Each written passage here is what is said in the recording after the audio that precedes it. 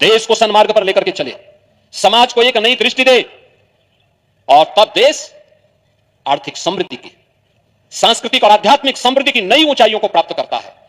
और उस समय कहते हैं भारत का दुनिया के अर्थतंत्र पर 45 से 46% हिस्सा भारत के पास था। यानी भारत दुनिया की सबसे बड़ी आर्थिक ताकत तो थी ही, लेकिन उस आर्थिक ताकत में भी भारत का जो हिस्सा था वह 45 से 46% था।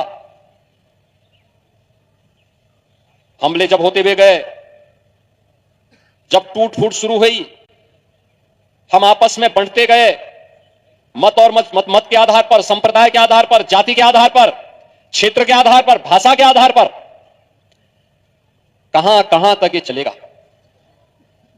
ये हमले भी बढ़ते गए, लूटपाट भी बढ़ती गई, लगातार ये चलता रहा।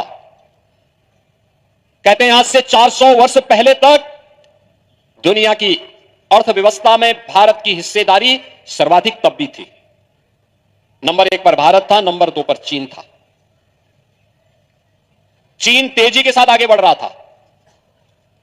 उस समय भारत को उस प्रकार का नेतृत्व नहीं मिल पाया था जो अपनी समृद्धि को और तीव्र कर सके। करता भी कैसे?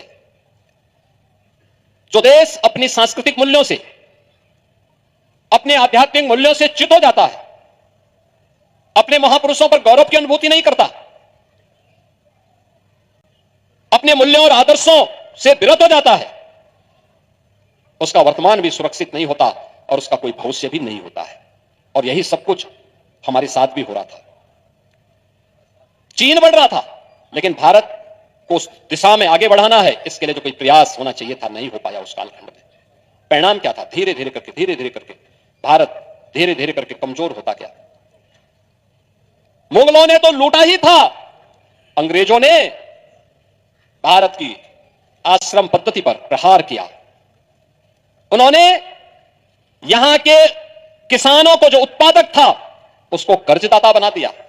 हमारा हस्तशिल्पी कारीगर बेरोजगार हो गया।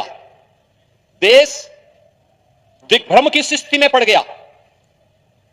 परिणाम क्या था हमारे सामने? असमंजस की स्थिति थी। एक ऐसे चौराहे पर हम खड़े थे जहां पर हर व्यक्ति किम कर्तव्य विमूढ़ की स्थिति में था। और परिणाम क्या था? जब देश 1947 में आजाद होता है, तब दुनिया की अर्थव्यवस्था में भारत की हिस्सेदारी मात्र 2% रह गई थी। 40% से घटते मात्र 2000 वर्ष में भारत 2% पे सीमित रह गया।